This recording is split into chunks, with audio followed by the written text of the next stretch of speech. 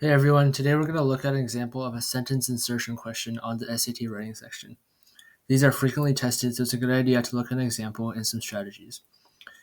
My number one tip for these types of questions is to always have the big picture in mind.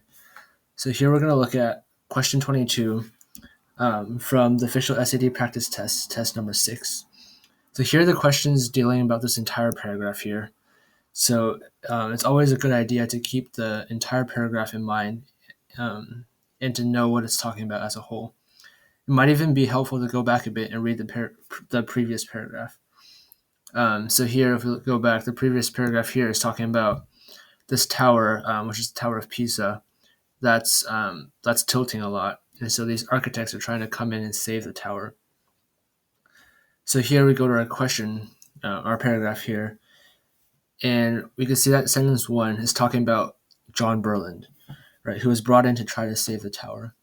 And then sentences 2 and 3 here, we read about the passage describing some of the things that Burland decided to do. And then sentence 4 is the end result, which is pretty successful, right? The tilt had decreased, and then it was open to visitors again. So then where should we put sentence 5, which is Burland advocated using soil extraction, removing small amounts of soil from under the tower's north side opposite its tilt to enable gravity to straighten the tower. So this sentence is talking about the technique that Burland decided to use.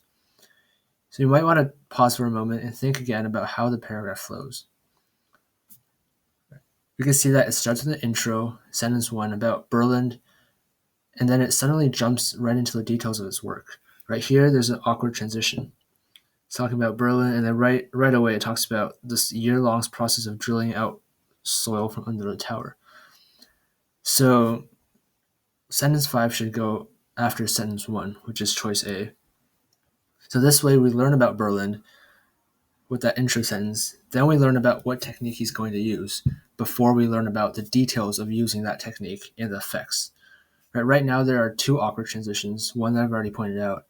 And then also right here, right before sentence 5, we're reading about the tower reopening to visitors. And then all of a sudden we're talking about Burland using soil extraction again and what technique he was going to use.